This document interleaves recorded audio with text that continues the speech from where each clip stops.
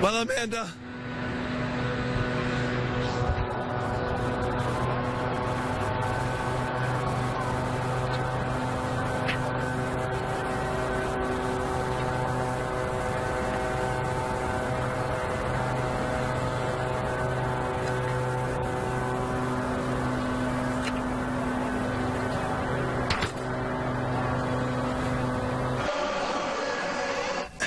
I just said, let's go win it, man. Clemson is the national champions once again. The second time in 3 years. This one as historical as any. They are now 15-0, the first team in the history of college football in the modern era to accomplish that feat. Clemson has done something that no team in major college football has done since the late 1800s. This senior class, and we just heard from Christian Wilkins and Cleveland Farrell and Austin Bryant, all these guys have now accounted for 55 wins in their collegiate careers. That's the most in college football history. To say this is a historical accomplishment is an understatement. Think about all the great Clemson players that just played their final game. Christian Wilkins, Hunter Renfrow. These guys are leaving a legacy, and they did it by beating Alabama for the second time in 3 years for the national championship. The playoff rivalry that we've been talking about 4 straight years, now knotted up at 2. And when you look at what the young guns did on offense tonight, Trevor Lawrence, Justin Ross, T. Higgins, Travis Etienne, all these guys are coming back next year. There is so much reason for optimism for this Clemson football program. The push to the tournament. Hey there, I'm Aaron Cheslock. We are just a couple weeks out from conference tourneys heating up in college basketball. And for the Gamecocks, it means trying to hold on to a top 4 spot in the SEC, which would give them a double bye for the conference tournament and potentially a huge boost to getting back to the NCAAs. So they got to get a big one tonight at Mississippi State, no doubt about it. And it looks good for SC early. First half, SC up by 11. Quindary Weatherspoon, the move on the defender, knocks down the 3, however. But the Gamecocks would come right back. Up 10. Later in the first, Felipe Hasse, hot from deep. From the wing, then he'll connect from the corner as well. South Carolina up 16, but in the second half, things go awry. Lamar Peters behind the back to Hallman for the dunk. Mississippi State battles all the way back. Gamecocks let a game they had to finish slip away. Bulldogs take it, 76-61. How about the Tigers? They're on the bubble, too, for the NCAA tournament, needing to snap a 3-game losing streak. Boston College on campus today. Tigers playing with urgency early off the pick and roll. Eli Thomas throws it down on his way to his 7th double-double this season. 14 points, 10 boards for Thomas. Next possession, Amir Sims getting some at the rim. Tigers leading by as much as 8, but he'd be tied at 60 with under 4 to go. That's when Marquise Reed takes over. The jumper for Reed. The 5th-year senior scores 9 of Clemson's last 16 points, leading them to a 76-66 win. Now they head to Pitt next on Wednesday. Over to Timmons Arena. Mike Young's Terriers still unbeaten in the Southern Conference. It'll be tough to stay that way. The rivalry game against the Paladins. Bob Ritchie's squad winners of 6 straight. Terriers out early.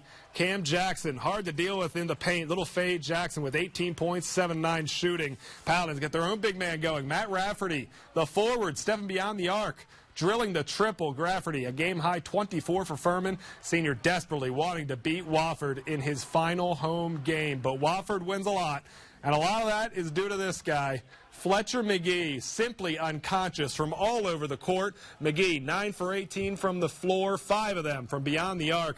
The likely SoCon Player of the Year leads the Terriers with 23 points, helps Will Wofford to yet another win, 72-64 over the Paladins. The Terriers now an amazing 16-0 in conference. Big game, great atmosphere, a lot of anticipation, 2 really good basketball teams. You know, we were a little bit better today. With this, the most important thing is we've got to be able to respond from it, and we've got to understand that this hopefully wasn't the most important game of the year, and we've got a lot left to play for. So it's going to hurt today, but we got to get off the mat, wake up tomorrow, and get back to work.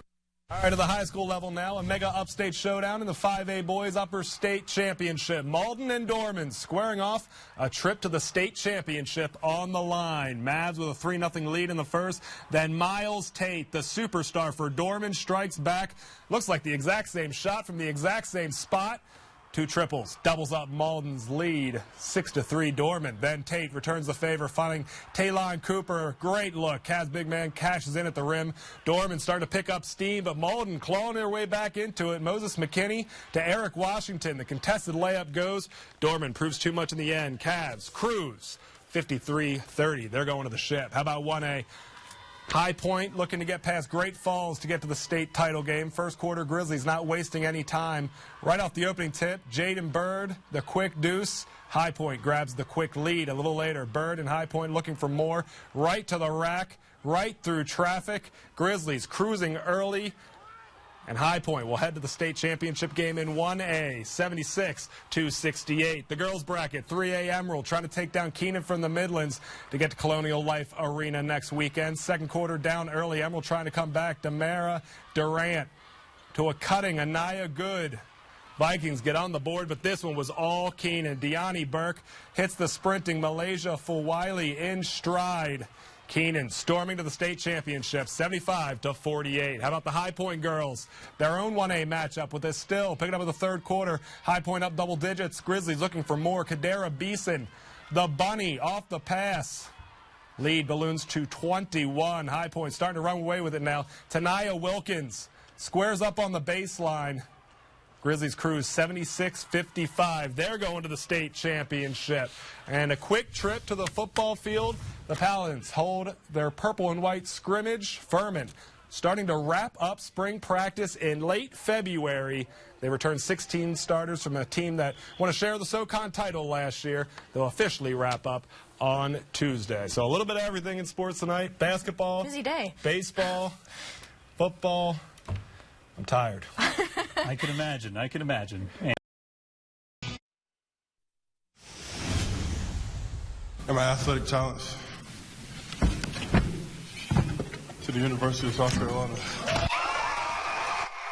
The biggest signing in state belongs to the Gamecocks. Jordan Birch, the top player in South Carolina, stays home at the University of South Carolina. The 5-star defensive end out of Hammond in the Midlands had Clemson, Georgia, LSU, and SC in his final mix. Hey there, I'm Aaron Cheslock. More from South Carolina in a bit. Well, the Tigers might have missed on Birch. They didn't miss much. Clemson, who's about to play in their 5th straight college football playoff, brings in their highest-rated recruiting class in program history. And as of now, it's the #1 class in the country. Top prospects from all over the place. The top quarterback in the country in DJ Uiagalelei. 4 of the top 50 D linemen, the #2 running back in DeMarcus Bowman, wideouts, linebackers. This class riddled with top-tier talent. Dabo Swinney has all the reason in the world to smile. We all know that the lifeline of any football team or program, or any level, is its personnel, and so staff and players, and just super excited about what happened today. We got better, and it's, as I always say, it's always exciting to see a young man choose Clemson, because it's not like these, this isn't like the NFL where you just get to draft them and you go, oh yeah, you don't have a choice, you got to live here, and it's pretty cool when you have guys from all over the country choosing to come to Clemson. Clemson does bring in a couple Palmetto State products, including one of those top D linemen in DeMonte Capehart. Out of Hartsville, Capehart ranked the 27th overall player in the country by ESPN. He says Clemson's location, well, was exactly what he was looking for. It was close to home, but it wasn't too close to home. You know what I'm saying? It was close to home, but it wasn't too close. I think we all can relate to that. The Tigers got players from all around the country, even one from Canada, and another upstate player, a familiar name, Tyler Venables, a standout from Daniel High, heads of Tigertown to play with his brother Jake on defense, coached, of course, by his dad, Tigers defensive coordinator Brent Venables. Good evening and welcome to Sunday Sports Extra. We're going to recap all the action from the sports world over the next 30 minutes. We will begin in the NFL, and there hasn't been a lot that's gone right for the Panthers this season. And we will get right to the highlights there. Rookie out of West Virginia, Will Greer, getting his first start, picking up the first quarter. Nyheim Hines finds an opening on the punt return. 84 yards later, he's in for the touchdown. It's the Colts' first punt return for a score since 2012. They're up 14-0. Second quarter, Colts up 14-3 now. Jacoby Brissett to Mo Ali Cox. Big 21-yard catch there. Marlon Mack finishes it off from 2 yards out. Mack's sixth touchdown of the season. Colts up 21-3. Ensuing Panthers drive. Greer trying to bring him back. Rolls out. Looking for Jarius Wright. But he finds Anthony Walker. Hard to blame him for that. Jump ball there. Greer, 27 for 44, 224 through the air. 3 picks, 5 sacks. Not good for a debut. Third quarter, tensions rise. Marlon Mack, 2-yard gain here. But watch what happens after the play. Vernon Butler, the defensive tackle, throws a punch at Jack Doyle, the Colts tight end. Butler kicked out of the game. And Butler flips off the Colts home crowd on his way out. The Colts return a second punt for a touchdown. Soon after, it's all about draft position now, folks. Colts win it 38-6.